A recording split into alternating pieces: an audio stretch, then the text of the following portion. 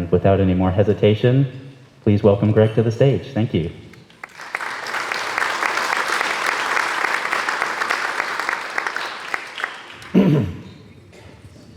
Thanks, Adam. Boy, listening to all that, I'm really tired.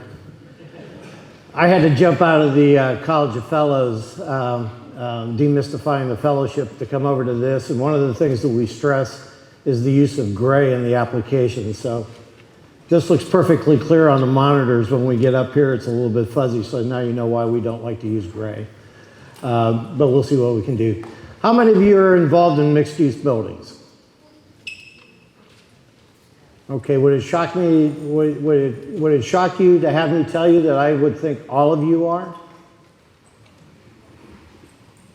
The simple fact of the matter is almost every building that we do that's of a commercial nature has got a mixed-use element to it. This building, for instance, is a mixed-use building. We've got an assembly use here. You've got residential in the hotel. You've got mercantile down the hall. So this is a mixed-use building. Maybe not the way we traditionally see mixed-use buildings today, like the ones that are shown here, where it's basically a podium building where you have office retail on the lower levels and then residential above. That's kind of become what everybody seems to understand as mixed use, but mixed use applies to almost every building that we're doing. So what we're going to do here today is take a look at basically type 3, 4, and 5 buildings. The 1 and 2 type buildings don't present such a major hurdle in code compliance, which is the whole reason that we have to do these courses, is the Advanced Building Code course. We're really here to talk about the code and how it affects the design of mixed-use buildings. So with that being said, we'll move on. If I can get my... Okay. The big green one says go.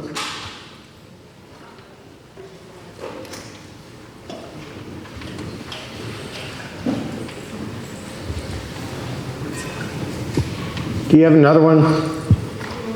Okay. There we go. What we're going to do here today is we've got a detailed overview of what and how an architect should understand the use of the Florida Building Code as a design determinant for mixed-use buildings. The course is going to define how architects can combine multiple occupancies compliant with the Florida Building Code. The course will develop concepts for determining allowable building sizes, compliant with the height and area requirements, fire separations, and the requirements for potential detailing. As we said, we're not going to emphasize types 1 and 2. It's going to be more for 3, 4, and 5, and really primarily for 3 and 5. As you all know, type 4 is heavy timber construction. I don't know that we do a lot of that in Florida. I'm sure there's some, and it's probably more in historic buildings, but we'll probably be primarily focusing on types 3 and 5. As always, the course is copyrighted by AI Florida. As such, please no reproduction, reuse of any of the information without their written express permission. And I always say Major League Baseball, but this time I'll use the NFL. Here are our learning objectives. Hopefully we're going to have a better understanding of the Florida Building Code and how it applies to mixed-use building design. Be able to identify the difference between accessory and incidental uses and how they work in a mixed-use building. How to accurately present graphically and verbally to building departments how your mixed-use building is being designed. And then understand the fire prevention. Now, we're not going to focus as strongly on the fire prevention code as we did in the code compliance plan course or the existing building code course. But we'll talk a little bit about the fire prevention code and how that works in with this course. So our course contents, we're going to be defining mixed-use buildings. Then we're going to talk about the codes and how they work, and then show you a few design examples. What determines a mixed-use building? If you've got a building with more than one occupancy, you have a mixed-use building. Like I said, if you're doing a tenant improvement project and you're working in a high-rise building, you're doing all 25,000 square feet of the footprint on that one floor, chances are you're going to have mixed uses in there. And it's how you deal with those that will determine whether or not you're going to be code compliant. So buildings that have more than one function is really what drives the mixed-use building application. And you may have different uses within the same occupancy, different groups, that also determine that you have a mixed-use building. So you have to understand those clearly. We're pretty well into this now. We're using the 7th edition of the Florida Building Code. One thing that I'd highly recommend, especially if you're doing mixed-use buildings, is that we're starting to be in the development for the 2023 code. And we're actually one cycle behind the ICC and what they do and how we get it adopted.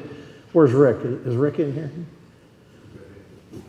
I'm right about that, right? We're one cycle behind. Okay. But I'd start taking a look at the code for 2023 and getting yourself up to speed with where the potential changes are. As it was mentioned in my bio, I sit on the existing building code action hearing committee. What our job is to review proposals for changes.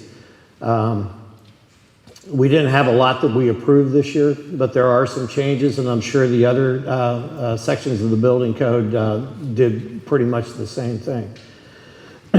So the building code basically is going to, control our height and area of the building, and it regulates the construction materials. The fire prevention code is there for fire prevention, but it kind of steps on our toes a little bit. It also does some of the same things that the Florida Building Code does. And you've got to do a very specific code analysis at the beginning of your projects to understand which one of the two is going to rule. And in the past, if you've taken the code compliance plan course, you'll know that we show the references for both codes for the design aspects of the building.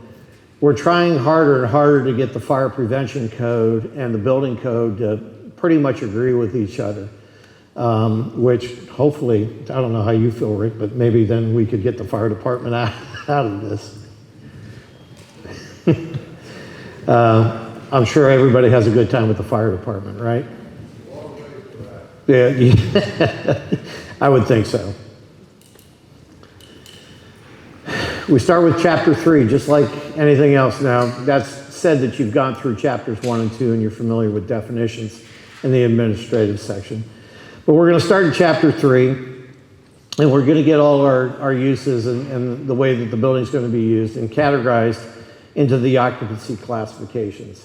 Section 302 defines the occupancies and how we're going to use them. When we get to the mixed use section, it's going to tell you to go look at it's 508, and that's where the mixed use information begins to be developed. Chapter 5 basically deals with height and area requirements, and that's where we really get to find out what we can do with our buildings. Chapter 4 of the building code has specific requirements for specific building types. If you're doing a mall, a high-rise, an atrium, and there's probably another 35 or 40 uses in there that have special requirements, you'll have to refer to that also. And then you're going to cross-reference also with chapter 6 for the construction types. Chapter 5 is going to deal with total building height. What's the building code mandate for this? It will control both feet and the number of stories that you can have in your building. This becomes really critical in mixed-use buildings depending on how you build the building. Whether you're doing a podium building where you're going to have type 1 classification on the first level and it's going to be probably a concrete or a masonry construction, and then you can go up to wood frame up above it if you like. But your requirements are going to be set out in that section. And then again, it goes back and we have to cross-reference it with chapter 6. The mixed-use buildings in 508, no individual occupancy can exceed that occupancy height requirement in both feet and stories.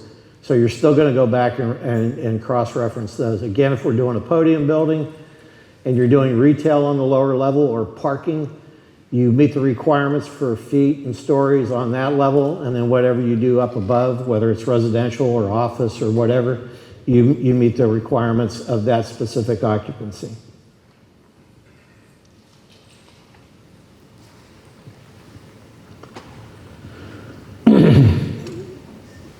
The area of the building is going to be described in Chapter 5. And we're going to look at the construction type, and that's going to give you much more specific information of what you can do based on your occupancies. And whether or not you're going to have to provide an automatic sprinkler or not. Not all cases, you'll see in some of the examples that come up in the future, that not all buildings are going to be required to be sprinklered. In a lot of cases, you can get away with not having a sprinkler system. But we've got to look at those sections to determine whether or not we have to do it. And then whether or not your building fronts on a public way. And in most cases now, mixed-use buildings are going to. So if you can take advantage of height and area increases that are defined in other sections of the code, those can be employed. You've all seen this table. We're only putting a portion of it here, but this is what you see in Chapter 5. 504.3 gives you the based on the occupancy types and the construction types, is cross-reference then whether you sprinkle the building or don't sprinkle it, and whether or not you're using a type S13R sprinkler system. Is everybody familiar with 13R? Do you know about the residential? Can I see hands just to make sure everybody does? Okay. There's some real hairy things going on with 13R at NFPA with height restrictions and things of that nature. So as part of your code review up front, make sure that if you try to employ 13R, you have a real good understanding of where it can be used and how much. And then 504.4 is going to give us the number of allowable stories above grade. Now there's an implication here too with mixed-use buildings that grade actually changes.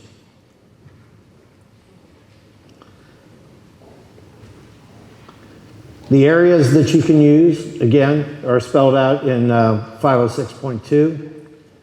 They're the maximum, and again, it's based on whether or not you sprinkle or whether or not you're using a 13R sprinkler system.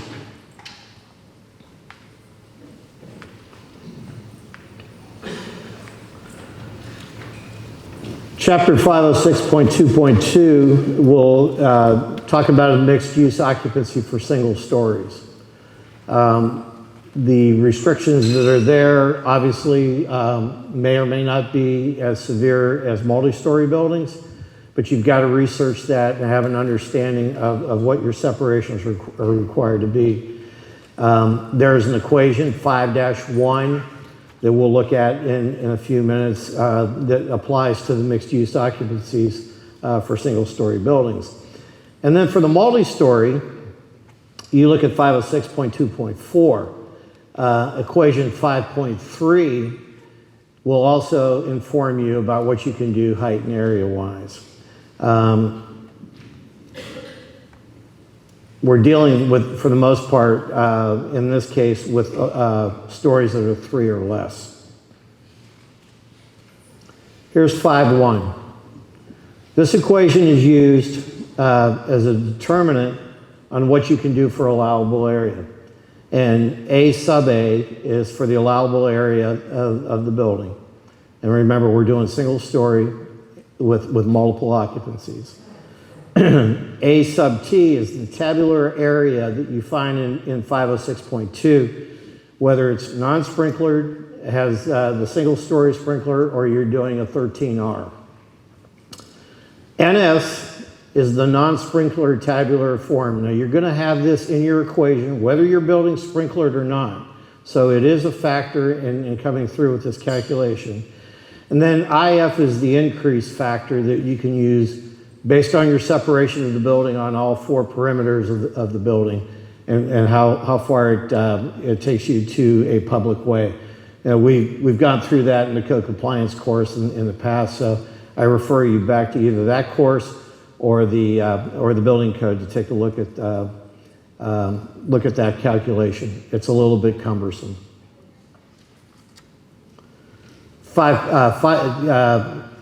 Equation 5.3 for the mixed-use buildings is very much similar.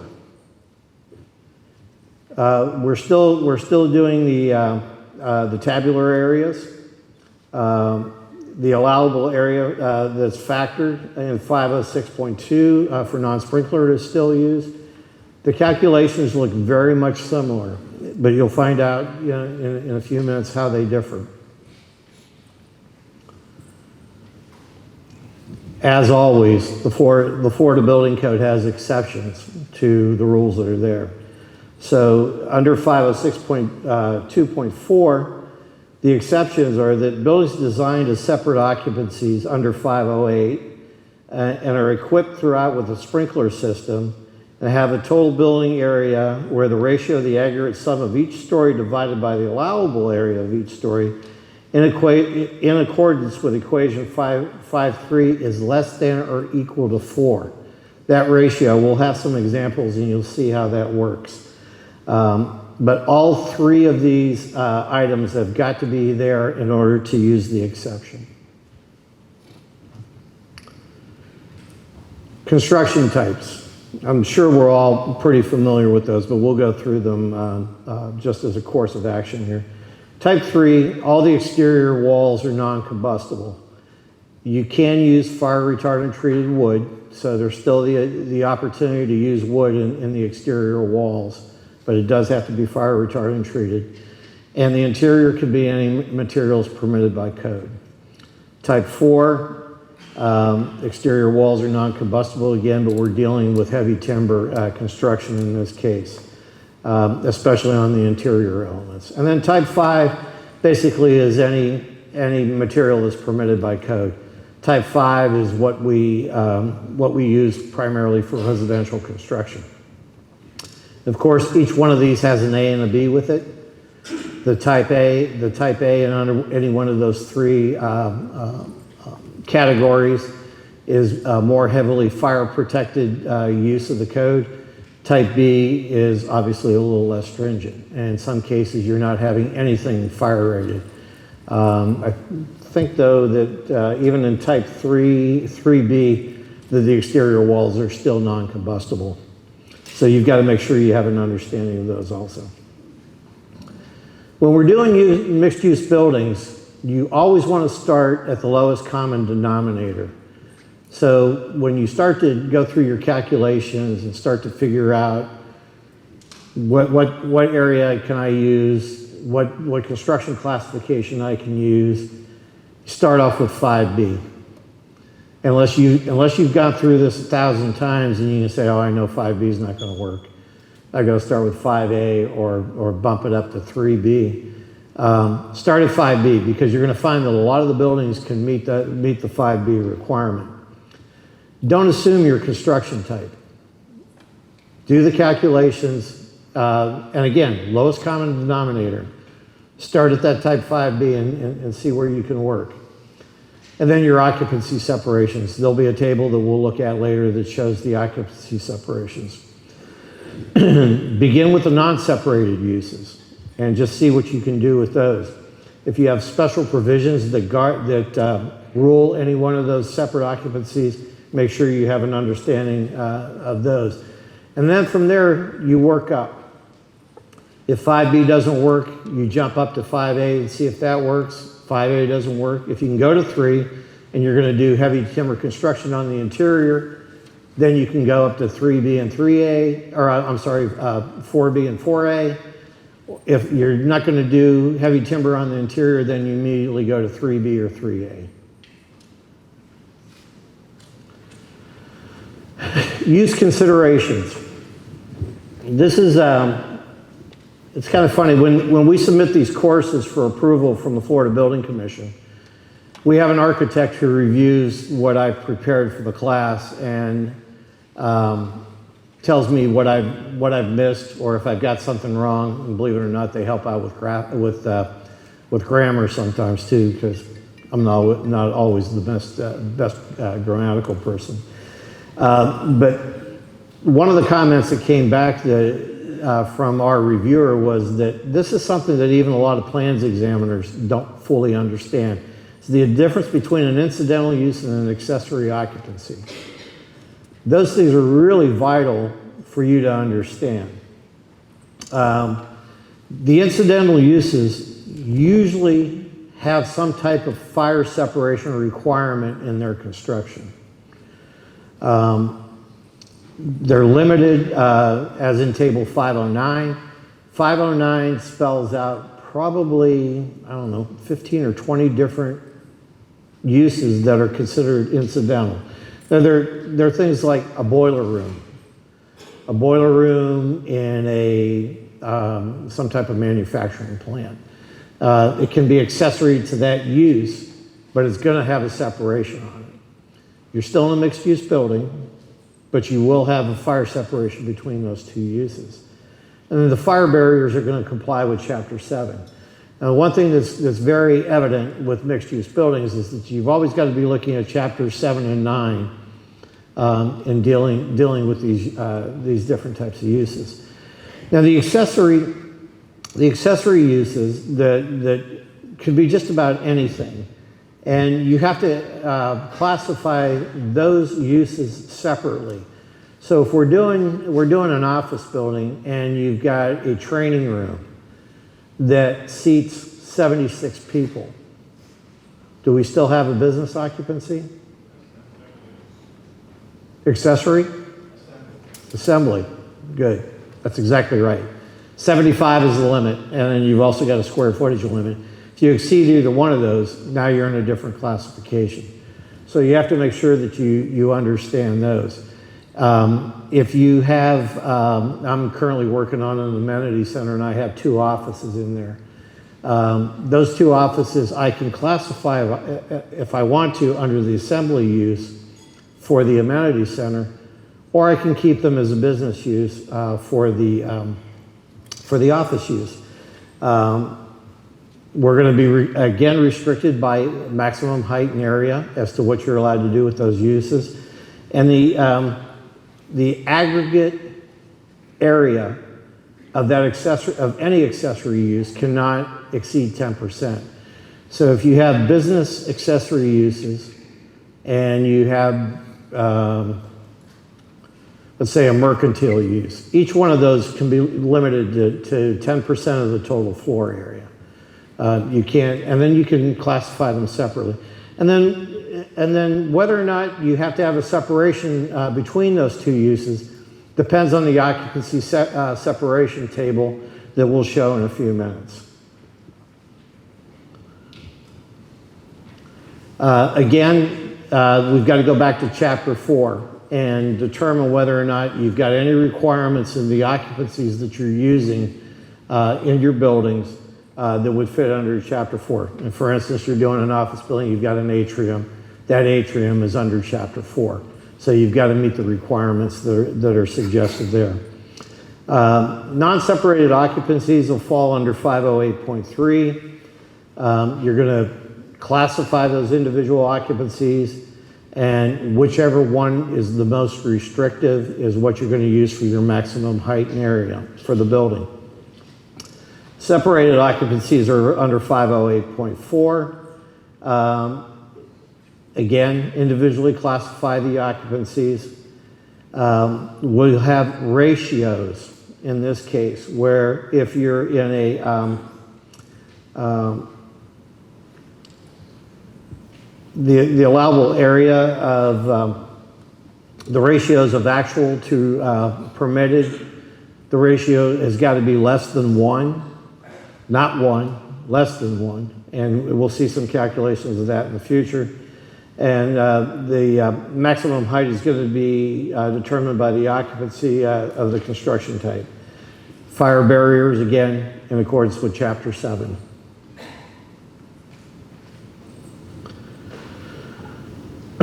Horizontal building separations. If we're doing a podium building, you're going to have a 3-hour separation between the podium and whatever's up above it. So if we're doing like the photograph that was shown in the cover of this course, if we're doing that building and we've got retail on the lower level and maybe some parking, and then we've got apartments or condos up above, we've got mercantile use, S1 or S2 for the garage, and then whatever R classification we fall into for the residential up above. That separation between the retail and the parking garage and the residential above is going to be 3 hours. So you're likely going to have some type of concrete construction, whether it's masonry or cast in place or precast concrete for the construction. That separation below the 3 hours is always going to be a type 1A classification. So you're going to have the most restrictive design considerations in designing that mercantile space and that garage space that apply to 1A. Any of your shafts, stair ramps, elevator enclosures are going to have a minimum of 2 hours. Now, some of the garages get done with separate elevators. We're talking about a 1-story garage here, so the chances are is that the elevator that's going to be used in that the facility is going to run from the ground floor all the way up to whatever you've got set for the apartments. That separation going through the 3-hour enclosure has got to be a minimum of 2 hours. And I don't believe I'd have to look back. I don't think there's a reduction for sprinkler in that case. I think that remains that way.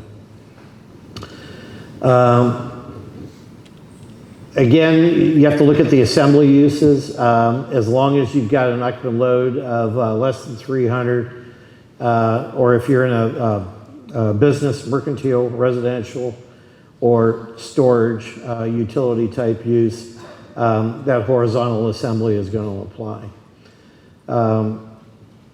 The smaller of the maximum allowable areas is what's going to control the building.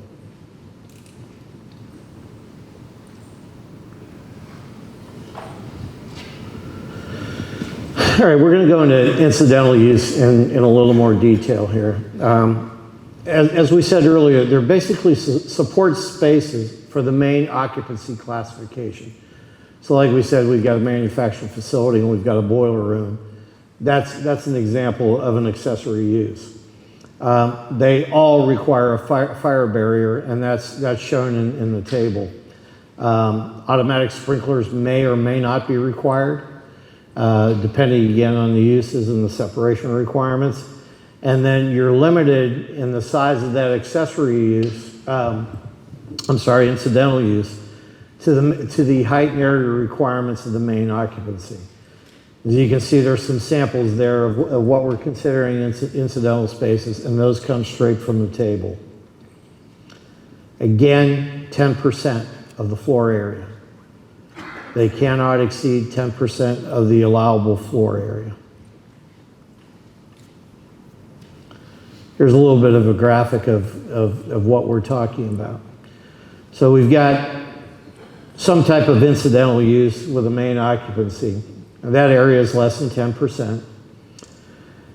We have a fire-resistant separation that can be horizontal. There's going to be a fire barrier. More than likely, smoke and separation are requirements, or an automatic sprinkler. So again, you've got to check what the code requirements are for that and make sure that you're complying with one of them. In this case, the sprinkler, yeah, Andy. In this particular instance, in a multi-floor situation, does that 10% apply? Is it applied per floor? Yes. Yes.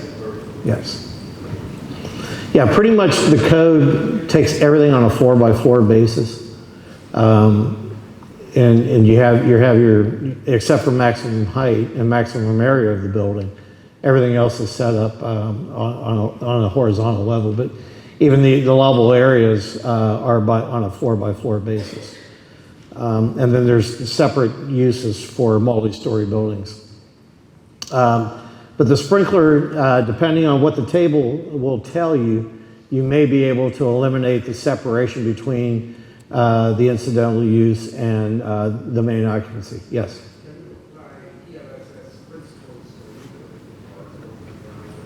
What type of principles? The question was, can you apply an engineered sprinkler system to the building? That's a good question. I don't know. For a new building?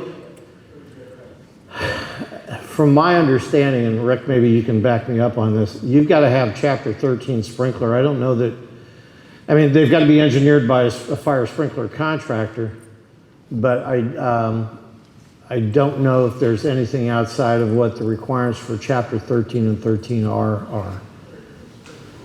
Yeah, yeah. Here's a little sample project. We've got a 60,000 square foot apartment building that's 3 stories tall, 20,000 square feet per floor, and we're trying to start off with a type 5A building. We've got an NFPA 13 sprinkler system. The ground floor consists of 16,700 square feet of apartments, 1,800 square foot laundry room, and a 1,500 square foot trash room. Allowable incidental uses, we've got to go back and take a look at our areas of those 2 incidental spaces. They add up to 2,000 square feet. Both of those could then be classified under the residential use because they're at the 10% or under. They haven't exceeded 10%. So rather than having those as another use, in this case it would be the laundry would be under a utility use, and so would the trash. You can keep those all under the residential use.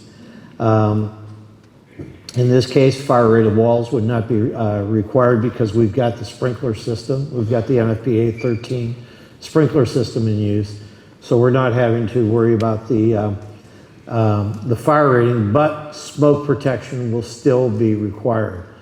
So you're constructing partitions in this case that are going to go from slab to the underside of the deck, whether it's a floor. Well, in this case, it would be a floor. You go up to the underside of your roof ceiling assembly, and you've just got to have it. Doesn't necessarily have to be type X drywall if you're doing a frame partition, but you've just got to be able to make sure that your taping and spackling and all those types of requirements prevent smoke migration from the incidental spaces to the main space.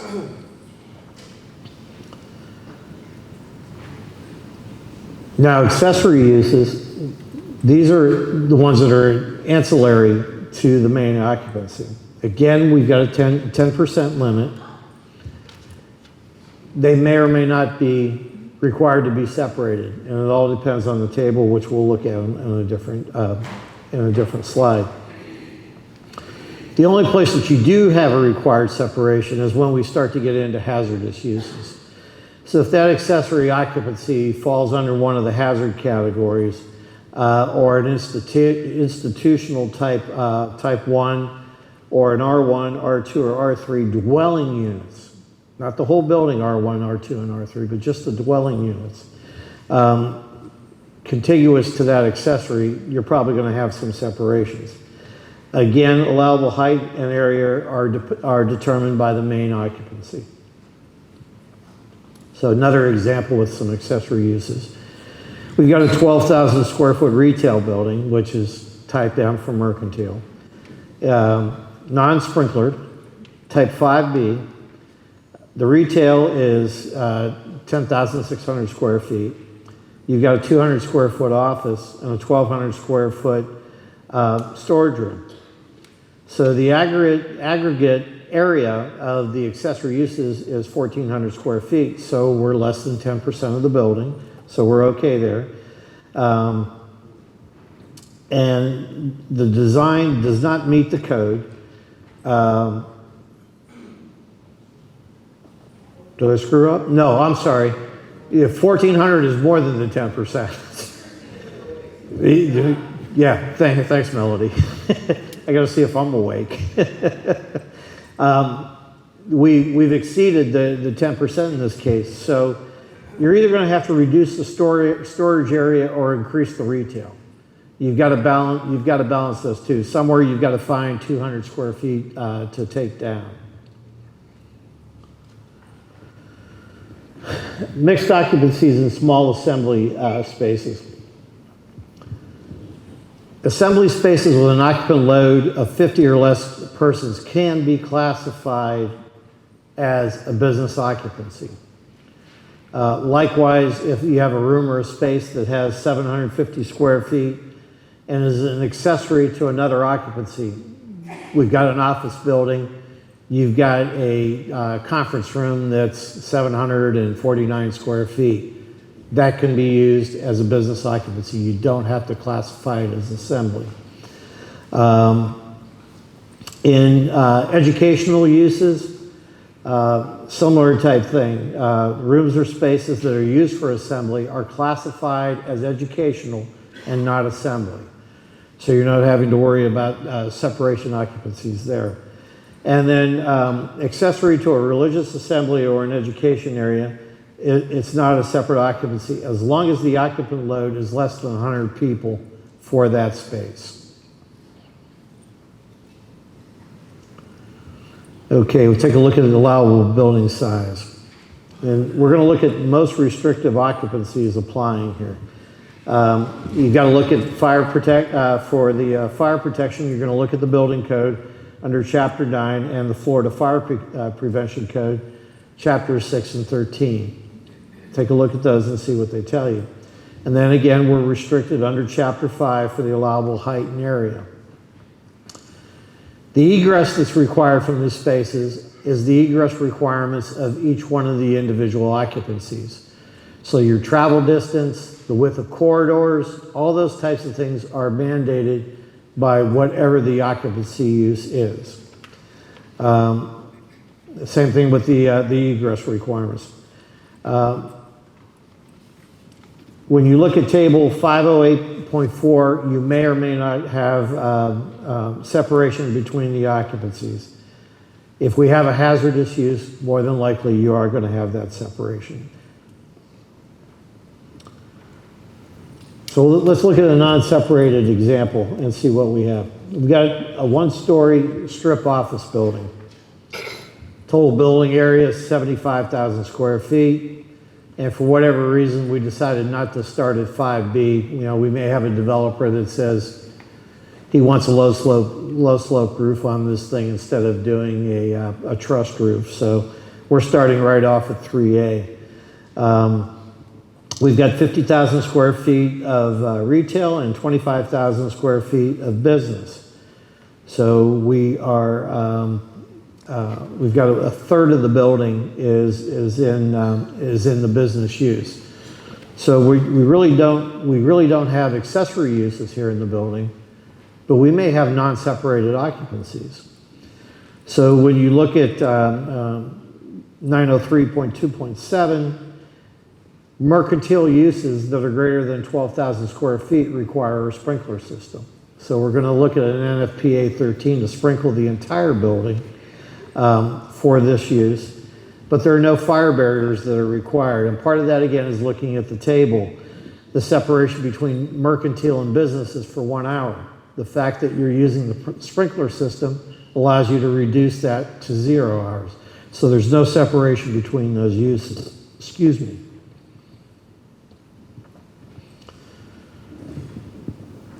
Figuring out the construction type classification, and I do have a typo in here. I thought I caught them all.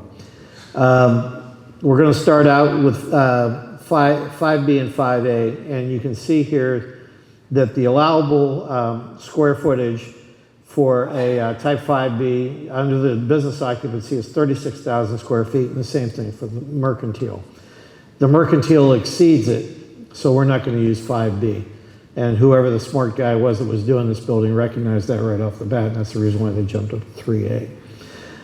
Same thing with type 5A. It's the business is at 72, and the group M is at 56. Now, they could have done that, but again, the developer probably said he wanted a low slope roof instead of a wood truss roof, so we're jumping up.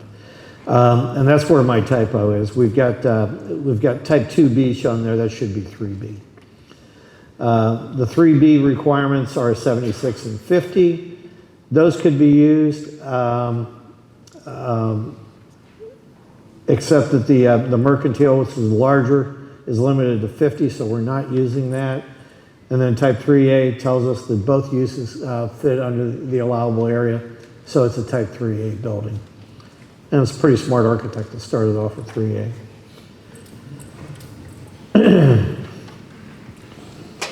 Multi-story buildings present a whole host of different challenges in determining the allowable size and area of the building.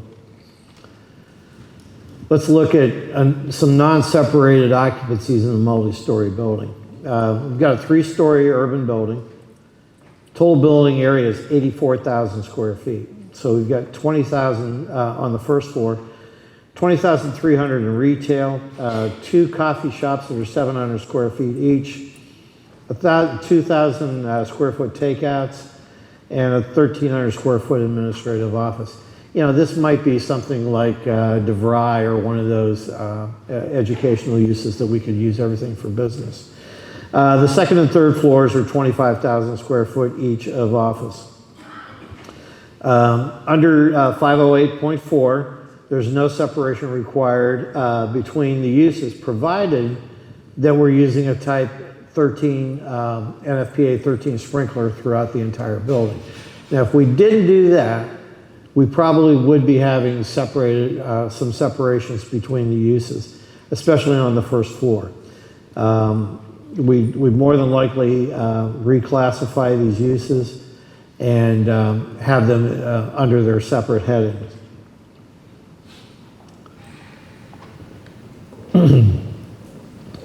This is really the DeVry example where we've got classrooms higher than grade 12. They fall under the business occupancy, not educational. So it's basically adult education. And again, you can find that under 303, the occupancy classifications. On the lower level, we're going to have coffee, snack, and takeout that are basically A2 facilities, but they're less than 50-person occupant load. If they're less than that, they can be classified as business, and that's why you're seeing the same colors here, is that we've determined that the occupant load in these buildings are going to be less than 50. And if the occupant loads in those spaces did go over 50, then we're going to have to jump up and separate the occupancies. And again, we'll see a table soon that will show that. As far as the building sizes go, where we can classify the A2 uses as business, the building can use the Group B for the entire building. And again, we're going to start with a Type 5B construction classification. So you can see that we're limited under 5B to 27,000 square feet per floor and a 3-story height.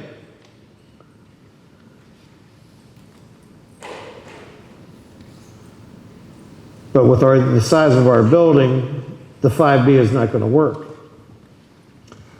If the coffee, snack, and takeouts don't meet the small assembly requirements, then we've got to turn them into A2. And again, it's based on occupant load. So if we go over the occupant load limits, we're going to do that. Group B remains the same, and then you start to analyze A2 below to find out where you are with those. The entire building is going to use non-separated uses. So the A2 use under type 5A is 34,500 square feet per floor and 3 stories, and 70-foot height limit. So we'd be okay there. Separated buildings are where we really start to get into challenges, and we're going to start to use ratios.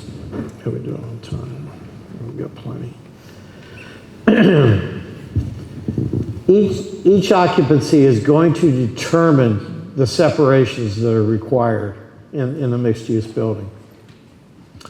The allowable height and area is dependent upon the occupancy of each type that's used in the building. And the occupancy is determined by the construction type. Allowable area requirements are based on each individual story. The actual area divided by the allowable area is less than or equal to 1 for each occupancy. So we've got to go through that calculation that we showed earlier for that building. So we're looking at separated occupancies here, and the separations are spelled out in 508.4. We're going to calculate every story, and the separation and fire barriers are determined by this calculation where occupancy 1, which is area A1, divided by its allowable area, and then that's added to 2, occupancy 2, which is in the green. You add those two together, and they have to add up to less than 1. That ratio has got to be either equal or less than 1. Does that sound clear to everybody? Am I confusing anyone with that? Okay. This is the table we've been talking about. Now, there's some misunderstanding with this table too, and let's see if I can use the pointer effectively here. Yeah, good. Any of the uses that you see that have the hash marks are telling you that not only do you have to analyze your use groups in this direction, the horizontal, but then you've got to go back to the vertical to see if there's a separation required there. There is some misunderstanding with plans. I've heard from plans examiners that will come in and argue, well, geez, I'm looking at a, let's see what I can find, where I can actually read it. One of the residential uses there, and they come across and they've got a use that fits into another residential use. Am I on the right line? It's hard to go back and forth between these two, I'm sorry. I can barely see the screen. I guess I'm getting old. There's the residential. Okay. Let's say we have an institutional use. You're doing an assisted living care facility, and it says there's no separation there. But you've got to go back and reanalyze this in the other direction to see if in fact, you have to have a separation. So make sure you analyze this, and we'll see a sample of that in the future. The abbreviations that are shown are the ones we're used to seeing, is that S is sprinklered with an NFPA 13, not a 13R. NS is no sprinklers, NP is not permitted, and N is no separation requirement, and that's basically the hash mark. The components, the walls and fire barriers fall under Chapter 7. Michael. Yeah, just a point of concern. These two code references, one in the water building code and one in the fire protection code, are different. Yes. And they're quite a bit different. I mean, the one in the fire code breaks down mercantile in like 4 different directions. Correct. So you've got to be careful about this, because you can be okay on this table and go to the fire marshal table and it's not the same. Yeah, did everybody hear that? Okay, we'll go through it. What's in the fire prevention code will refer you back to NFPA 101. This table and the table in NFPA 101 are drastically different.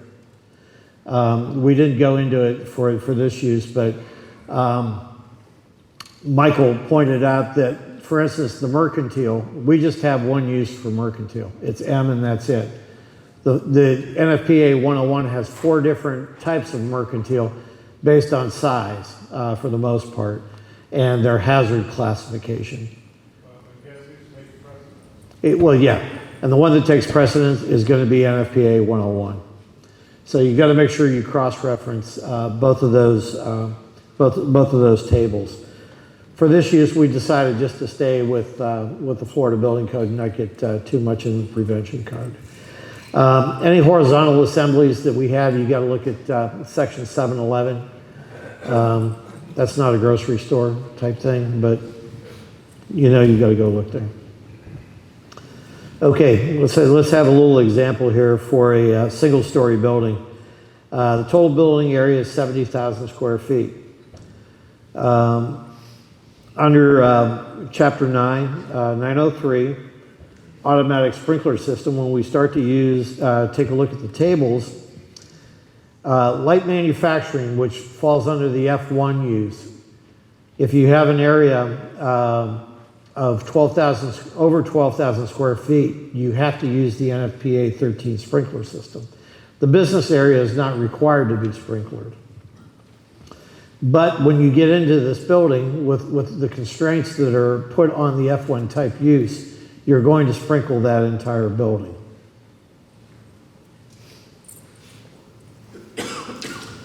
Now we start to look for whether or not we have separated occupancies. So we're going to assume that we're using the NFPA 13 sprinkler throughout.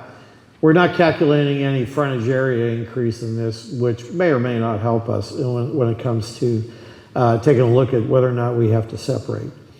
So again, we're starting at the lowest common denominator, which would be the type 5B construction. So you've got allowable to the, or the actual to the allowable of 20,000 to 36,000 for the office area, plus the 50,000 of the manufacturing to the 34,000 allowable. That ratio adds up to 2.03. Obviously, you can't use it. It's greater than 1. We go through the same calculation with type 5A and with the areas that are there, and you can see that that ratio adds up to 1.17. Again, you can't use it. Jump up to 3B. We've decided with manufacturing we're not going to have heavy timber in there, although we've seen historically that some of the construction was done that way. This is a new building. So in the 3B, we're getting close. We're 1.04, but we still can't use it. So this is telling us we're going to go to a 3A building. And we're going to have to comply with all the requirements of the type 3A building as far as allowable area and building height. That ratio is at 0.884, so it's approved and we can use 3A. As long as that we have 74,000, which we could do the group F1 is limited to 76,000, which is going to be our major use. Our 74 for the entire building is under that, so we're okay to go with the type 3A construction. Yes? Except for house, resident, even if it's 4 stories nowadays. 3? 3, yeah. I mean, in terms of wood versus steel versus concrete, people make good decisions about sprinkling. Do you find that people are not sprinkling their commercial buildings? Because we're doing all. There's urban deals, industrial, office, I mean, we're sprinkling everything because of the NFPA that he's talking about. I said the car piece is required. And regardless of benefits. Yeah, just to kind of repeat that question is whether or not we're seeing all buildings being sprinklered other than residential. And of course, if you get a residential building 3 stories or taller, it's got to be sprinklered. That's what the 13R. You don't have to use an NFPA 13. I'm doing a 6,000 square foot amenity center right now. We're not required under the fire prevention code to sprinkler it. So our developer doesn't want to pay for the sprinkler, so we're not doing it. But the thing that you've got to be careful with the fire department is a lot of these guys are going to stress what they want in the building, whether it's the code or not. You as the architect have to be smart enough, first of all, to say, okay, show me in the code where it says I have to do that. And they're actually required by law to do that. If you're in violation of the code, they have to give you chapter and verse where you violated the code. So make sure they do that. If you've got a developer that's just absolutely adamant they don't want to spend the money for sprinklering, you've got to be the advocate for this. You're going to be the bad guy wearing the black hat going in there and saying, I don't have to do this. And you got to be able to stand up to them. Yeah, Rick? Just to add to the confusion, for instance, here in Palm Beach County, unlike the building code, the local jurisdictions are allowed to add local amendments to the fire code.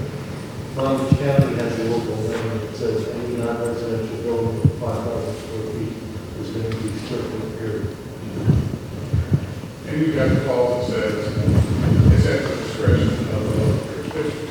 Yeah. And you pull that clause and say, okay, Yeah, NFPA, if you didn't hear that comment, there is, both in the building code and in the fire prevention code and in NFPA 101, it basically says the fire marshal can do anything he wants. So you can fight and argue with him. Maybe you'll win, maybe you won't. Usually what ends up happening, if you're on the losing side of this, the thing you tell them is, okay, I can't get this building built because my developer doesn't want to pay for it. I'll talk to the mayor. Right, right. And, I've actually had this happen where I had a fire marshal in New Jersey, in Princeton, who wasn't going to allow us to do something. And he didn't even want to meet with me. And I told him, we'll be prepared. We'll come in there. We'll have the analysis done. You won't spend more than 45 minutes with me. I don't have to meet with you. I said, oh, well, fine. I'll let the mayor know that you're not going to be cooperative. The good thing was he had just been busted for taking a bribe. So the fire marshal was really ruling the roost. He said, well, okay, I don't want the mayor on my rear end, so, I'll see you. And we walked out there. I walked out of that room with his arm over my shoulder saying, you were very well prepared. So you've got to have kind of all those, that bag of tricks, in your quiver, to deal with these types of things. You've got to make a determination as an architect as to whether or not you want to fight this and who you're going to fight it with. Are you going to fight it with the authorities having jurisdiction, or are you going to fight it with your owner? You've got to make those decisions. And then the other thing is, if you're going into, I wasn't aware of the Palm Beach requirement. Anytime I go into a new jurisdiction, the first thing I do is pick up the phone, call the building department, try to get the building official on the phone and say, hey, have you got anything specific I need to know about? Let them know the type of building you're doing and, the size of the building, and ask them if they've got any special requirements outside of the building code. And if they tell you you do, ask them if FBC is approved, if the Florida Building Commission has approved it, because they can't just make them up. They've got to be approved by the Florida Building Commission. Rick, that's not the case with the fire prevention code though, right? Right. So the fire department's a whole different beast. One day I really hope we get away from having two codes and we can deal with one, but probably not going to happen in my lifetime. So Lee, that's kind of the answer. It may not be a good or a complete one, but that's really where it is. Just to take a look now at the separated occupancies in that same example, if we take a look at that bottom row that's highlighted in red, and you can see in both the red, well, see, here's a clear example. The B use, the F1 use, M and S1, all under the same category. And intuitively, you see those dashes there, and you think you don't have the separation. You go over to the other column, and you find out for sure that there's no separation required. The ends are there. But you've got to check that table in both directions to make sure whether you need the separation or not. Allowable building sizes. Now we're going to get into multi-story buildings and see how the ratios work there. We've got a multi-story building with separated occupancies. We've got the sum of the ratios in this case, the actuality allowable for all the occupancies per floor. If you've got a one-story building, it's got to be less than or equal to 1. Two-story buildings less than or equal to 2. And if you're 3 or more story buildings, less than or equal to 3.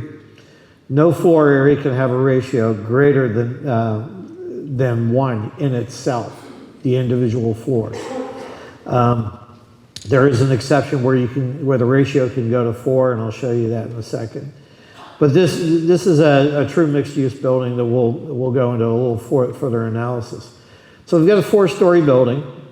Total building area is 120,000 square feet. Equally split, 30,000 on each floor. I gotta make sure I do my math right. I can do it sitting down, standing up, it's not quite as easy. The occupancies that are in play here is that we have 4 different occupancies in this building. You've got apartments that fall under R2, retail that falls under the mercantile, restaurants that fall under the A2, and professional office that fall under the B for business.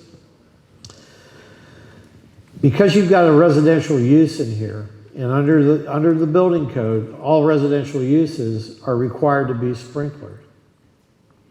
Now, how's that different from what Lee asked me a few minutes ago? Single family is a different beast. And it's not really governed by the Florida Building Code. It is indirectly, but you're using the residential code. So it doesn't technically fall under this. But when we're dealing with apartments, we're dealing with an R2 assembly. So it's a different kettle of fish. So if you look at 903.2.8, it's going to tell you that because we've got the R occupancy in here, is the building's going to be sprinklered. And of course you're going to use, because we're sprinkling the entire building, we're using a type 13, not a 13R. 13R does not work on spaces other than residential. So if we take a look at and analyze this on a 4x4 basis, the lower level has got a retail of about 9,000 square feet and 21,000 square feet of apartments. Second floor is 17.4 for apartments and 12.6 for a restaurant. Third floor is similar to the second floor, and then the fourth floor is 24,000 and change in apartments and 5,600 square feet in business uses for offices. So we're going to go back again and start working our calculations, and we're going to start down at the 5B and work our way through all those calculations to figure out where we are. We're not taking any frontage increases on these buildings because that does change it. And if you can do it, I'd highly recommend you go through that calculation. Please show it on your drawings. You know, like we teach in the Code Compliant Plans course, anything you can do to make the plans examiner's life easier, and in the long run, your life easier. Because if you don't show them that calculation, they're probably going to ask you to prove it. Even though they can look at the site plan and see you've got 120 feet to each property line in the street, they're still going to ask you for the calculation. So please show it on the drawings. But here we're not taking any area increases, just to comply with the basics of the building code and the tables. So you can see where the breakouts work for each one of the types based on their occupancies. And we go through on a 4x4 basis and analyze those. So we've taken a look at 5B, and we know right off the bat that R2 is equal to 1. So we're probably not going to do that. Type 5A, you've got 21,000 divided by the 36, and then you add that to the 9,000 divided by 42, and you come up with 0.8. Great, that floor works. Our height and area requirements are met, and we're okay with stories in the entire building. Go through to the second floor, do the same type of calculation. R2 is still in the case that we're greater than 1, so we're throwing 5B out. 5A, again, you go through the calculation, you're at 0.85. Great, second floor works. The 4 stories, again, we're fine. 70 feet, we're fine. Third floor, type R still in use, so the 5B is still not going to work for the allowable area because we're greater than 1, so it's out. Take a look at the calculation for 5A, and you're at 0.85 because it's the same as the second level. Great, we're good. We're good on the third floor. Fourth floor, still got a residential use, over the limit. 5B is no good. 5A, you go through the calculation, you're at 0.78. So great, all the floors work. We're done, right? No, good, right answer.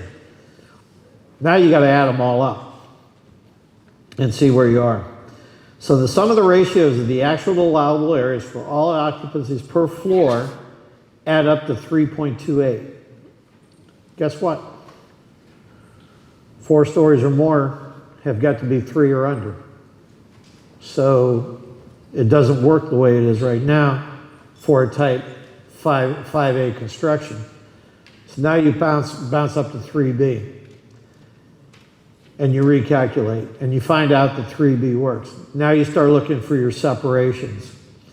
You can see that the A use, the assembly uses, when contrasted with the residential uses, and you go look at what the footnote tells you, that if you're in a sprinklered building, the separations between those uses have got to be an hour, which we are. We've got a type 13 sprinkler in the building, so we're going to have 1 hour separations there. We check it in both directions. Both directions tell us that it's 1 hour there. Then between the residential and the business and mercantile uses, again, it's telling us 1 hour. So we're set with those requirements, and that's what we'll put into that building. And just a quick look at some of the assemblies and what you can use. Under the 3B, the interior walls can be made out of wood frame construction. Do not have to be fire retardant treated. You know, any material permitted by code can be used in the interior there. So, you know, the typical UL U305, you know, if you got a developer that wants to build this thing with wood frame walls, you can do that. Light gauge steel studs. Same thing, U419 is probably the most common assembly that's used. Obviously, if we can use the wood, we can use this one for 1 hour with its spacing.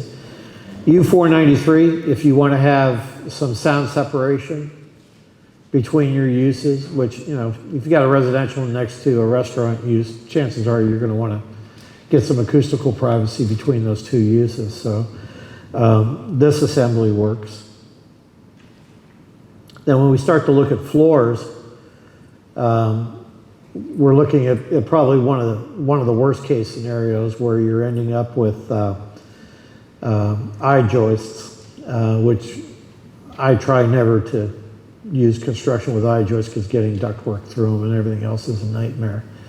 But this assembly will work for the ratings that we have. The one thing that we don't show in here, though, is you also have to cross-reference this all with sound transmission coefficients.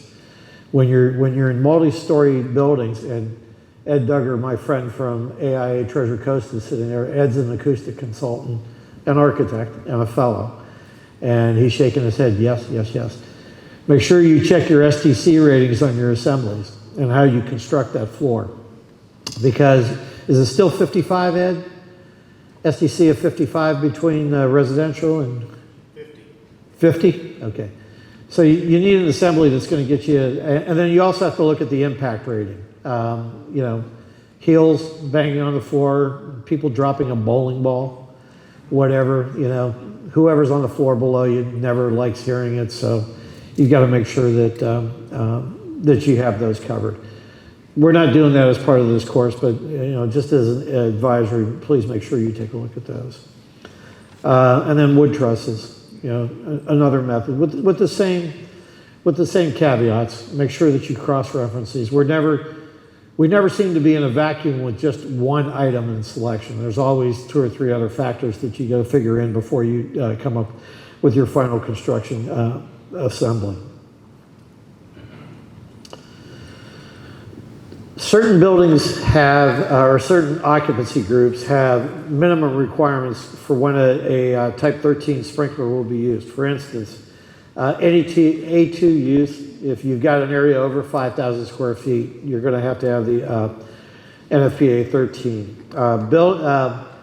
B uses are not required to be sprinklered unless you've got a facility that has ambulatory care.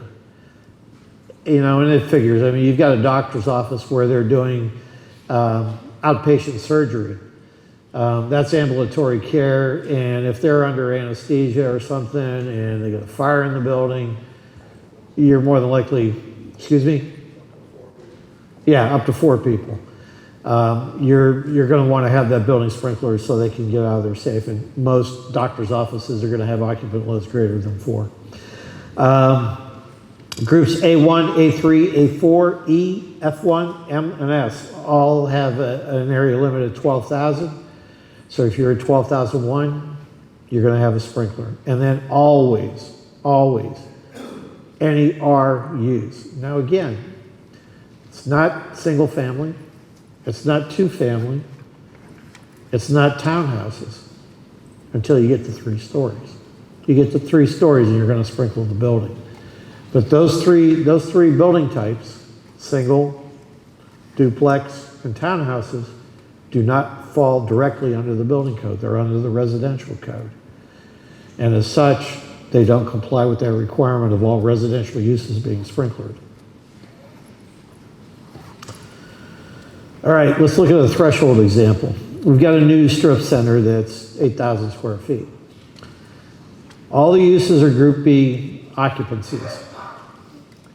There's no sprinkler required under 903. And there's no separation. Business to business doesn't require an occupancy separation.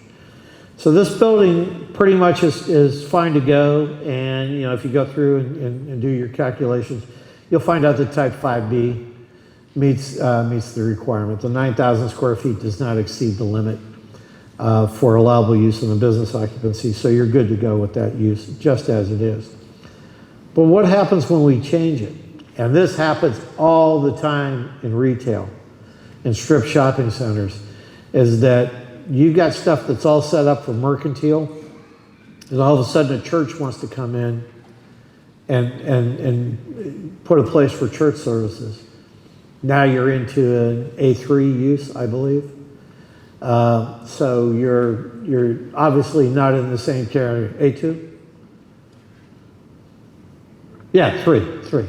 Thanks, Michael. Michael's a former building official, so I rely on him a lot for this too. We're going to change the center bay here to a restaurant. So now we're in an A2 use. The A2 is less than 5,000 square feet. So in it itself, a sprinkler is not required because it's under the threshold of the 5,000 square feet. But we are required to have a separation between the business occupancy and the assembly use. We can still build this out of type 5B construction. There's no reason to change it in this case. You've got a 6,000 square foot limit for the A2 use. We're only using 3,000. So the building doesn't have to be sprinkled, and it falls under the 5B category, so we're in good shape. Again, we're not taking a frontage increase on this.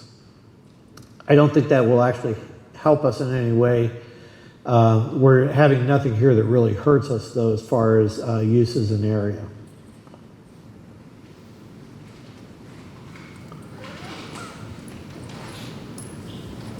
Staying with that same example, you have to look at the total building. You know, we were just analyzing the spaces earlier. So the fire area of the building is actually 8,000 square feet, the total building.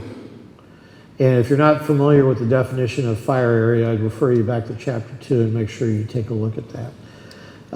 This building would completely, since we've got 4 walls and it's a rectangle and it's all under the same roof, it meets the very easy definition for what a fire area is. As you can see, it requires exterior walls, firewalls, and or fire barriers. Construction type doesn't change any of the issues here. So since our fire area was limited to 8,000 square feet, and the A2 is only 3,000 square feet, we're still going to have to go in and add sprinklers. So we create the fire barrier so that A2 stays under the 5,000 square feet. So we are going to go back and add sprinklers to that building. Special provisions. Of course, we've got to apply one of the 5 types of construction to the buildings. And under Chapter 510, we're allowed to have multiple construction types stacked. Or they can be side by side, so that you're putting a type 1A building next to a type 3 building side by side, or you can stack them. There's even cases where you can do a 1A and a 5A or a 5B, depending on your ratios and the things that you have to do to comply with that. There's a perfect example of it, of what's being done. This is called a podium building. Anybody have experience with podium buildings? Good, okay. It should be fairly easy then. Podium building says that our first floor is going to be a type 1A construction. You can see here, they're building it out of concrete. Looks like it's cast in place. That's the main structure of the building. It's probably going to be fully sprinkled. In fact, I know it's going to be fully sprinkled. The overall height in feet is limited to the minimum of either the building measured from the grade. These buildings are the initial slide we showed as the cover to this course is a prime example, as is this one here, of a podium building and what's being done throughout the country right now. With the laminated timber construction that's becoming bigger and bigger. You know, of course, you know, we're going, I think the tallest one in the United States now is 18 stories. But those are type 1 buildings all the way up. This, more than likely, let's see, 1, 2, 3, 4, we've got 5 stories above the podium. This is one where you have to investigate the sprinkler system. Under type 13R, I believe we're limited to 40 feet. If your area above the podium exceeds 40 feet, then the whole building is a type 13 sprinkler. The 13R has got a lot of restrictions and restrictions on where you measure from.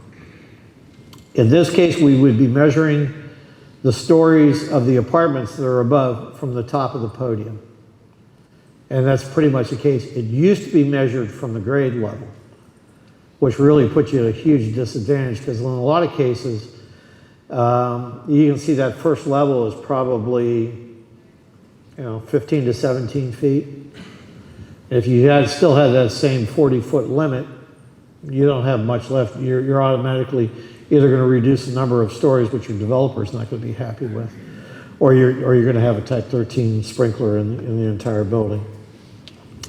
The horizontal assembly, as we said earlier, in the type 1 building is going to be 3 hours. So what we're separating, that ground floor use, whether it's parking, mercantile, or office, versus the residential up above, is going to have the 3-hour separation. We're going to have type 13 sprinklers, at least in the lower level, and in this case, this building is obviously going to be higher than 40 feet. They're going to have a type 13 through the entire building. And then whatever occupancy restrictions the code tells you above and below the podium, you're required to have. I don't know if this building has a basement. I really don't even know where it was being constructed. But if they've got basement parking, you're going to have separations there too between what's on grade level and what's below it. Here's a little cross-section of a diagram of what we've got for a multi-story building. And I'd highly recommend that in your code compliance, your data analysis for code compliance, that some type of diagram like this be included to easily show the plans examiner, again, what we're doing. So this is just a 5-story apartment building. And when we look at the restrictions for height and area and do the ratios, we come to find that we're probably going to have a type 3 building. And it'll be a 3B, so it's not fully protected. But that's what this building would shake out to. It's 5 stories and 75 feet, but it's a residential building, and it's a type R2. So we're going to sprinkle this building. The whole building will have to be sprinklered. Now we change it up a little bit, and here we go. We've got business and mercantile on the grade level. You've got a subterranean parking level below it, and then you've got 5 stories of residential up above. You've got a type 3B building above the type 1A podium building. This is a place where you definitely want to look at area increases and start to see what you have to property lines and to open frontage as to whether or not you can increase areas. Obviously, I think it's pretty obvious that you're probably going to be 40 feet, more than 40 feet above the podium level with your residential. So again, you're not going to use the 13R sprinkler. You're going to use the 13. You can see the red line. If you can do your graphics in color on your code analysis sheets, that'd be a good idea. You're showing the plans examiner that you know that you've got a 3-hour separation there. You'll have to show them what that separation is, how it's constructed, but at least it's graphically showing them that information. The podium height is pretty much unrestricted. Why would that be? Anybody? 1A construction, that's right, somebody yelled it back there. It's type 1A, so it's unlimited. That thing can be as high as it wants to be. Its area may be restricted, but its height can be whatever you need it to be.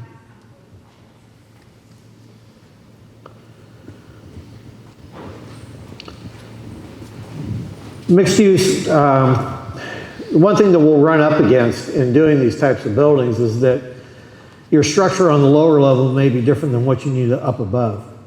So you've got to take that into consideration.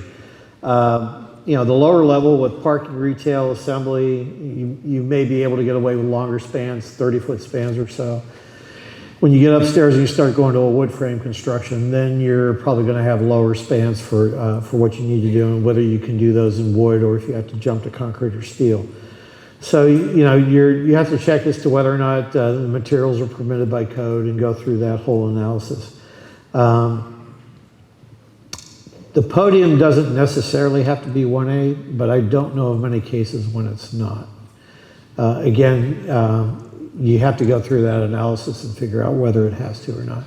And a lot of it will be driven by the uses.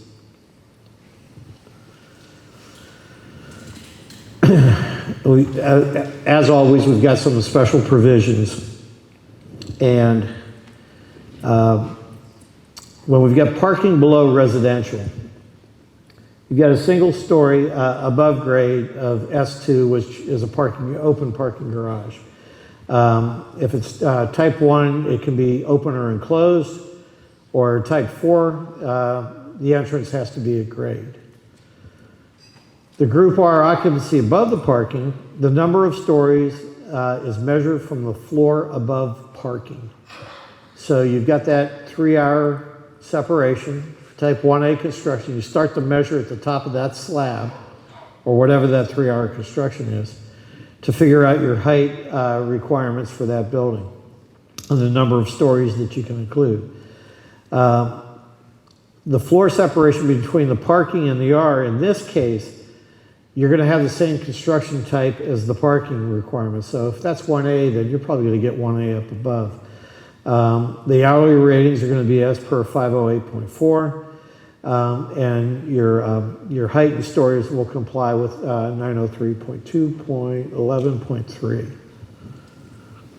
It's a good thing I got this monitor here because I never memorize all this stuff.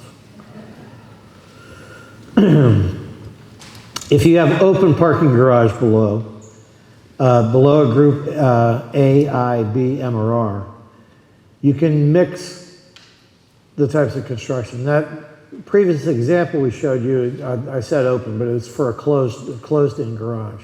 So you've got a ventilation system, included in that garage because you're not meeting the 50% open requirement of the parking garage.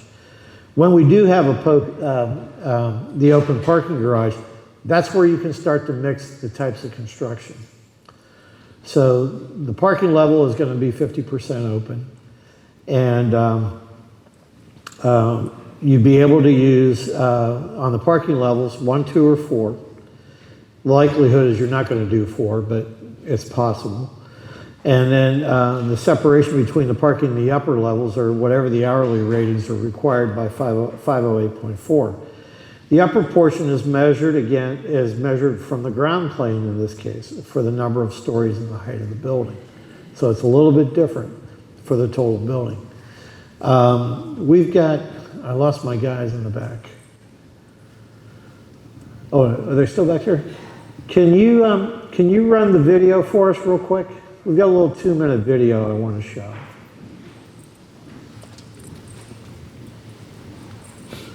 This is automated parking garages.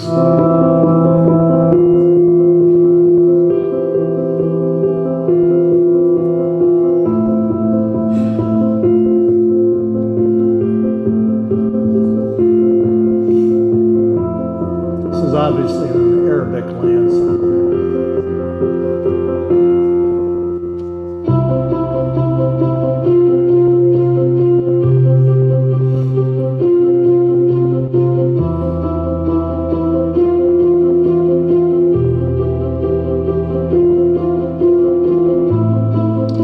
Driver's going to a kiosk, putting his information in from the car. Car's automatically loaded.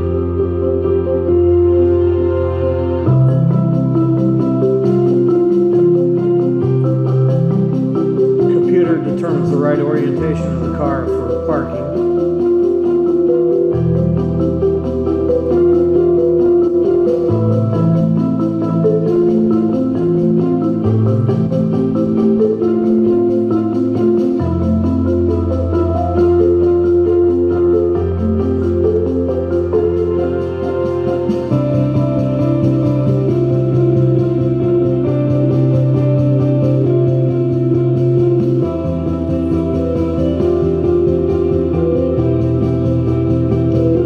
Parks the car.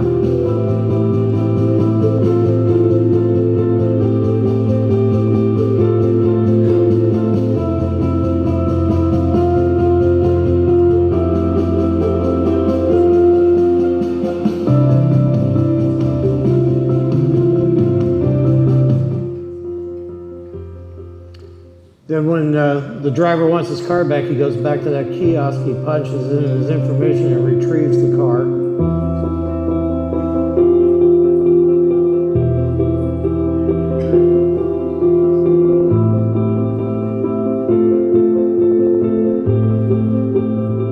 Because you're in your individual parking stall,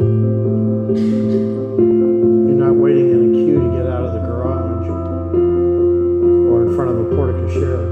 Or did I say that out loud?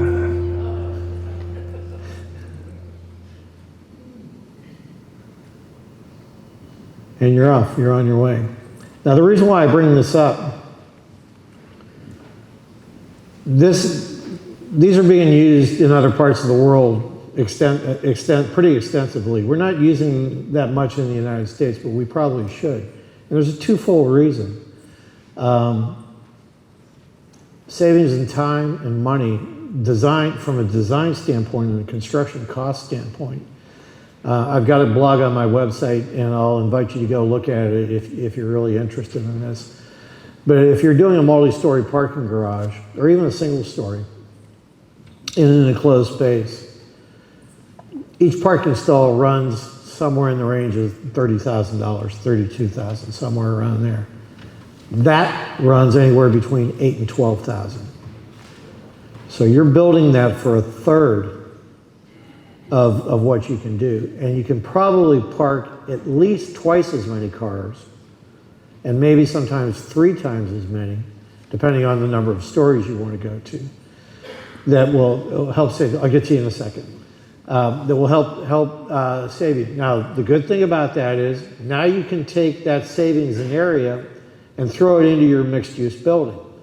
So if you're using a smaller footprint to park those cars, you're able to go ahead and swing that over and get more hotel space, more retail space, whatever the developer's got in mind. But I've become a real fan of this. I had a project where we were starting to investigate it. Unfortunately, the developer's not going forward. But he was very much interested in this, especially when you start to talk to them about building this for a third of what you can build a traditional parking garage for. And the other good thing is that, I don't want to, our valet guys out here do the best job they possibly can, and they do a pretty good job. But you'll get your car back in this method in under 5 minutes, and probably closer to 3. Once you punch that information into the kiosk, the computer's grabbing your car, it's bringing it down, it's taking it out, and you're home free. That's tough to do. You know, if you're in a parking garage where you're doing it yourself, you're certainly going to take more than 5 minutes. If you've got a valet retrieving the car, it may take a little bit longer. So there's big advantages to doing that. I just wanted to show that as something that can be incorporated into our design. Now, from the code standpoint, we don't have any rule restrictions. The restrictions are still the same as any other parking garage. If we're doing a podium building with 1 story, it's still going to be type 1A construction. You're going to have a 3-hour separation between it and whatever's above. If you got any horizontal uses to it, if a separation is required, you're going to have that same instance. But you can go multi-stories with that too, obviously, as the video showed. So you got a question here? I can't. We looked at using the mechanical park. We found that the unit itself, to take the car and park it, was about $12,000. By the time you put the cost of the building back into it, really it's about the same price. It's just taken on valet. Miami Beach, that's where we want to do it. You must have a totally enclosed, you cannot have any openings that lets noise get out of the street level. Right. So if you create that and add in your ventilation system, the cost of You shouldn't have to have an exhaust system because you're not moving the car. That's the argument you have to make with the bill. That's where you save the money. That's how you go from 32,000 down to 8 to 12. There is no ventilation system in that because the car's not running. You do have a ventilation system where you drive in and park the car. Obviously, you're running the car there. But when you get up in that parking garage, there's no ventilation system required. I don't recall right offhand. I can let you know. Lee, give me one of your cards on the way out, and I'll get you the information. Okay, so we'll go back to this. But if you'd like to learn more about that, go to burkearchitects.com, and there's a blog on the website for that for the automated parking. And we've got a little mixed-use comparison, and depending on which one of the applications you use to design your systems, if you stay under 510, you can see the podium can be a multi-story podium. The occupancies above can be assembly, business, mercantile, residential, or storage. The podium can have any occupancy except for a type H, hazardous use. The number of stories is measured from above the podium. The building height is measured from grade. That's always a little bit of a screwy type thing because you've got to balance those 2 things out with each other. And you have to consider the building separations. If you go under 510.4, the podium is going to be a single story. And it's probably going to be sprinklered, or it can be non-sprinklered. Type 1 open parking garage or enclosed, and it can be type 4 open construction. The occupancy you're going to likely have above that is going to be residential. You're going to have apartments above it. The occupancy for the podium is going to be S2 open parking garage. The number of stories are measured above the podium again for the residential. The total building height is measured from grade, and the horizontal assembly is per the table in 508.4. And then if you look at 510.7, there's no podium required. You're going to have occupancies above the assembly, or the occupancy above the grade level can be either assembly, business, institutional, mercantile, or residential. There's still going to be a separation in the podium occupancy if it's an S2. The number of stories are measured from the grade. The building height is measured from the grade. That's where you have one difference between the other 2, is that whatever's above the podium level, you're measuring those both from the grade. Yes? That's more of a zoning issue, whatever the local zoning guys are gonna say. You know, most of these are gonna be in urban areas, so you know, they're probably gonna look at where you are at the sidewalk and consider that the grade, and then you measure from there. If you get into a suburban area and you're on a sloped lot, they're probably gonna take what's right outside the building. But those are more zoning issues than they are building code. And the height and area limitations are per 406, special amendments.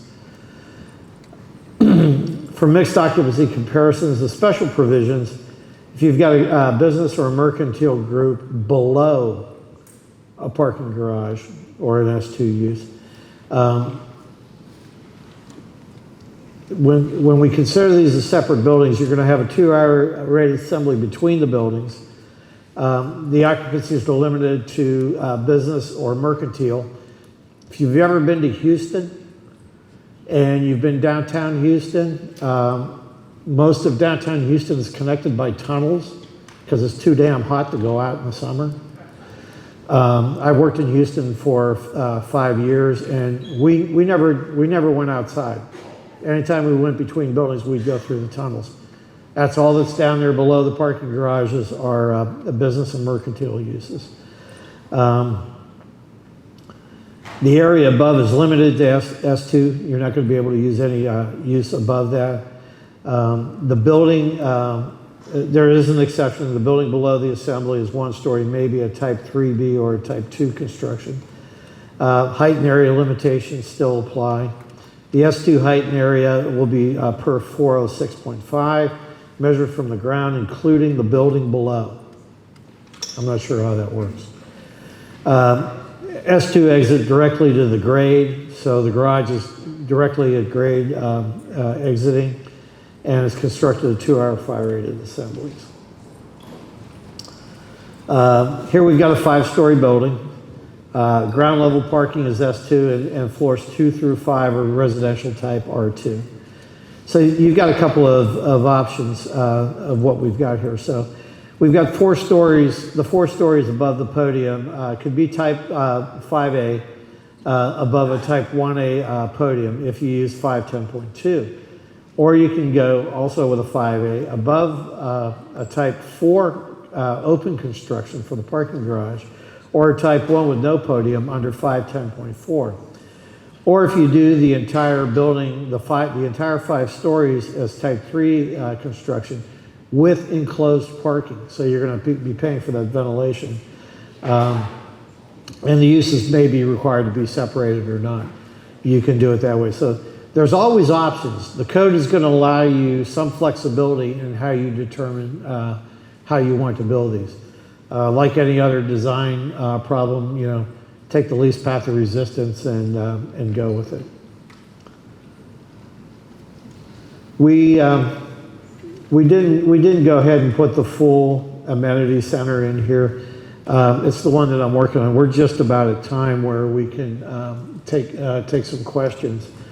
But this is a case where I've got an amenity center that is basically 2 50 by 50 pods that are separated with a tower in the center. You'll see them, you know, in all kinds of multifamily developments or single-family developments also. Primarily, it's all A2 use, but we do have a couple of offices in there. We decided, because of the way the building is built, I'm referring to the building as all one building and all under the A2 use. But I could have kept those as B, and we're not sprinklering that building. We're actually okay with not doing it, so we didn't put any graphics in there, but there's my contact information. Should you need any information, I'd be glad to help you if I can. So if there are any questions? I've got the mic, so it's a big room. Be patient. Craig, you've given a lot of examples of horizontal stacking with garages, but certainly there's a lot of cases where parking abuts mixed-use type projects.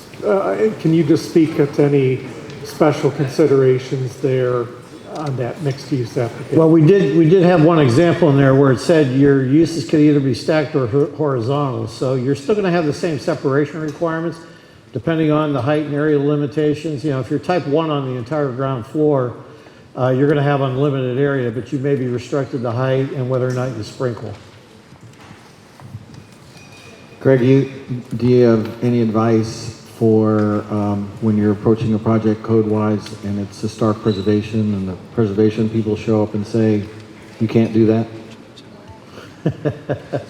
I don't have enough experience with that. I really don't.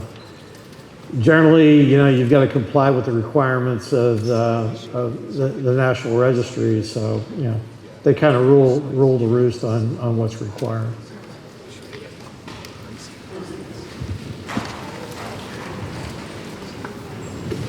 I'm not sure I really understand the concept, but the fight about not sprinklering a building, unless we're talking single-family residential, that if you're working with a developer and they're building a building, unless they sell it immediately, there's no real financial incentive to not sprinkler it. The payback period, from what we've seen, versus the insurance increase, is about 3 years for sprinkling a building. So if you're going to build it and maintain it and own it, it does make financial sense to just sprinkle it. I'm working with a developer right now. We're doing 2 townhouse projects for rent that they will own and hold on to for at least 7 years. They don't want to sprinkle. They're 2-story townhouses. So, you know, it's really the developer driven. We're doing one in Manatee County and one in Osceola County. Well, Palm Beach is a different story, yeah. Yeah, well, yeah. So you got one back here, Rick. I have a F1 client, and the design of this building is getting driven as much by FM Global's requirements, by the insurance company's requirements, as it is by the building code. Can you speak a little bit to the insurance industry's impact on our building code requirements? Well, I'm not sure that I can, especially with FM Global. That's your owner developer trying to keep their insurance rates down. They don't have any legal jurisdiction over what you do. That's probably your owner trying to keep his insurance costs down, and then whatever they suggest. You know, in a lot of cases, you get average sized buildings that a developer wants to do with wood trusses, and then he finds out, oh, my insurance just increased 300% because it's wood trusses. And then you go back to either going to a low slope roof or you're going to do it with bar joists or something to keep a hip roof or a gable roof, whatever. But the insurance companies do not rule the roost. They make a lot of the laws, and you know, those are some of the folks we see when we're doing the code action hearing committees. Those are the folks that come in front of us trying to change the code. And where we see reason, we allow it, and where we see them just trying to put money in their pocket, we tell them to go pound sand. Questions? Rick's got a question. Do you need the mic over there? Well, I think everybody can hear. Just a word of warning. Greg is aware of this, most people are, because of legislative changes to the way the Florida Building Commission adopts the model codes. At the 7th edition, about half of the changes, half of the 1,400 changes ICC made were not adopted in the Florida Building Code. In this edition, it looks like we're going to lose 30 to 40% of subsequent revisions. So the bottom line is, if there's any out-of-state practitioners in here that are using the ICC code as a reference, you shouldn't, because there's going to be less and less similarity between the ICC and the Florida Building Code as time goes on. And we were trying to make the two look pretty close to each other. That's why we still have seismic provisions in the code, but maybe we're getting rid of those again, and we're backtracking to where we were in the 3rd and 4th editions, where we were really Florida specific. Yes, sir. I can do it for you, Rick.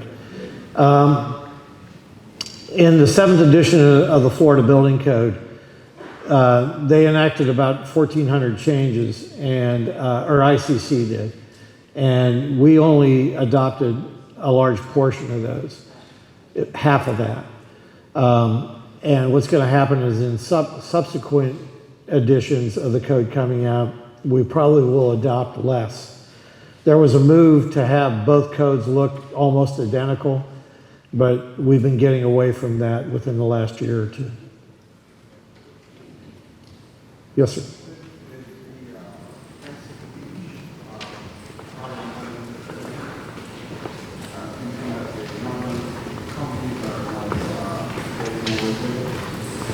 I would assume so. Could you repeat that question for everyone? Yeah. He was just asking about the northern counties becoming a little more I'm saying resilient. that, yeah, that the Mexico Beach hurricane made the northern counties in the Panhandle more resilient. Hurricane Michael. Hurricane Michael. Yes, Hurricane Michael, correct. But we never know them, Yeah. or I never know the name. I don't know, I haven't worked up in the Panhandle, so I don't know if they've changed the wind speeds up there. If you use ATC to analyze your buildings for wind code, that's a good place to look. ATC is a website that all you have to do is put in the location of your building and it'll tell you what the exact wind speed is required there. Most people don't realize we're already at 40 miles an hour. Yeah. The weird thing is the codes were more resilient in about 2003-4 up north, and then they changed that. And Yeah, well, that's because they hadn't been hit in a long time, and then all of a sudden, as soon as they dropped them, they got hit. No good deed goes unpunished. That's going on my headstone. Either that or else I can't get no satisfaction, one of the two. I haven't quite figured it out yet. Any more questions? Any more? Thank you all, I appreciate you coming. Thank you.